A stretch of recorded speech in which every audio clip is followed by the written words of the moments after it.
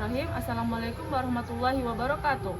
Baiklah, perkenalkan nama saya Fatma Adlin Nafisah dengan NIM 859571564, mahasiswa Universitas Terbuka Majene, jurusan PGSD. Baiklah, di sini saya akan melakukan praktikum sifat cahaya, di mana sifat cahaya yaitu yang akan saya lakukan praktikum adalah pemantulan cahaya, yaitu pemantulan cahaya pada cermin datar, kemudian pemantulan cahaya pada cermin cembung, dan pemantulan cahaya pada cermin cekung.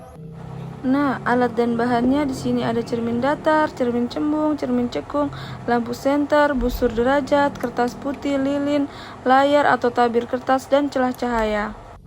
Percobaan pertama yang saya lakukan adalah pemantulan cahaya pada cermin datar. Langkah pertama yang saya lakukan adalah melakukan percobaan pemantulan cahaya tanpa cermin datar. Di sini dapat dilihat saya menggunakan sisir sebagai celah cahaya.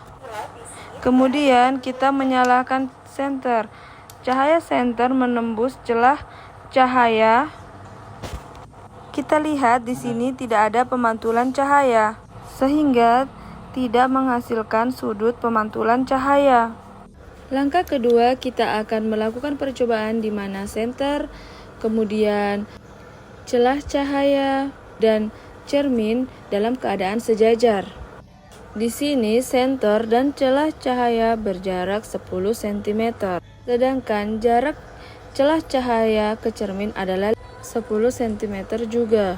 Di sini dapat dilihat cahaya menembus celah cahaya dan dapat kita lihat pada cermin datar, sehingga cahaya mantul searah dengan cahaya yang datang dari senter.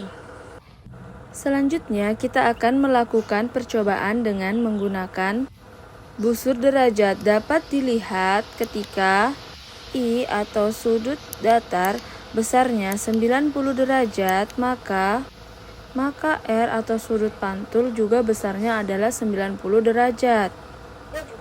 Ketika I atau sudut datang besarnya 30 derajat, maka R atau sudut pantul juga besarnya 30 derajat. Percobaan selanjutnya di mana saya meletakkan benda, dalam hal ini adalah lilin, saya letakkan di depan cermin datar dan saya akan mengamati bayangannya selama benda tersebut saya geser-geserkan di depan cermin, maju mundur atau kanan ke kiri. Saat saya meletakkan cermin datar saat saya mendekatkan lilin dekat dengan cermin datar, maka bayangannya juga membesar. Sedangkan apabila saya jauhkan cerminnya, maka bayangannya juga akan mengecil. Dan apabila saya geser, ia juga akan ikut bergeser pada cermin. Lalu ketika saya ukur menggunakan penggaris, jarak antara cermin dan lilin sama antara jarak dalam bayangan cermin, yaitu antara lilin dan cermin bayangannya jaraknya sama. Di sini jaraknya sama, yaitu 10 cm. Bayangan pada cermin datar yaitu maya dan tegak kemudian sama besar. Nah, lebih jelasnya sifat bayangan yang dibentuk oleh cermin datar yaitu bayangannya bersifat maya, kemudian bayangannya bersifat tegak atau tidak terbalik, selanjutnya bayangannya sama besar dengan benda aslinya, dan jarak bayangannya ke cermin sama dengan jarak benda ke cermin. Percobaan kedua adalah pemantulan cahaya pada cermin cembung. Langsung saja, sebelum menggunakan cermin cembung, di layar terlihat tidak adanya berkas cahaya. Lalu saat kita menggunakan cermin cembung dan posisi layar mendekati cahaya lilin, dapat dilihat di sini tidak terlihat jelas adanya tanda berkas cahaya karena sifat dari cermin cembung adalah menyebarkan pantulan cahaya. Lebih jelasnya, sifat bayangan yang dibentuk oleh cermin cembung yaitu bayangan bersifat maya, bayangan tegak tidak terbalik, bayangan lebih kecil dari benda aslinya, bayangan tampak berada di belakang cermin, Semakin jauh benda dari cermin, bayangan akan tampak semakin kecil dan semakin dekat ke titik fokus cermin. Selanjutnya adalah percobaan ketiga, yaitu pemantulan cahaya pada cermin cekung. Yang saya gunakan adalah sendok cekung ini. Di sini pemantulan cahaya sebelum adanya cermin cekung. Dapat dilihat di layar tidak ada berkas cahaya.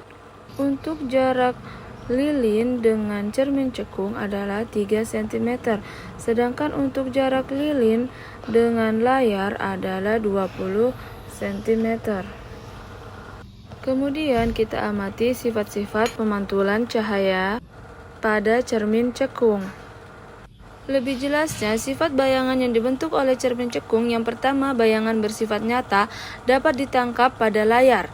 Kedua, bayangan terbalik dibandingkan benda aslinya. Ketiga, jika benda terlalu dekat ke cermin atau dalam jarak tertentu, bayangan akan hilang atau tidak tampak pada layar karena bayangan menjadi maya. Baiklah, itu tadi praktikum saya tentang sifat-sifat cahaya. Kurang dan lebihnya mohon dimaafkan. Wassalamualaikum warahmatullahi wabarakatuh.